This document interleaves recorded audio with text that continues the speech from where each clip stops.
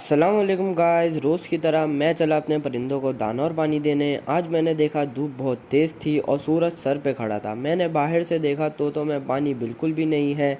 तो फिर जल्दी जल्दी पहले मैंने अपने चूज़ों को खोला और फिर अपनी असील मुर्गी को भी खोल दिया। फिर दाना और पानी लिया और मैंने तोतों के लिए काले छोले भी ले लिए थे और चला मास्टर केज के अंदर। अंदर जाते ही मैंने सोचा अपने छोटे मेहमान को चेक कर लूँ। जब मैंने मटकी में देखा तो ये बच्चा मरा हुआ था। ये देखकर मैं बहुत उदास हुआ और फिर तोतों को दाना और पानी देकर काले छोले भी दे दिए। पानी देते ही सारे तोते पानी पीने आ गए। फिर चला मैं अपने चूज़ों को दाना और पानी देने, साथ साथ इन लव बर्ड्स को भी दाना दे दिया। आज के लिए इतना ही। अल्लाह हाफिज़।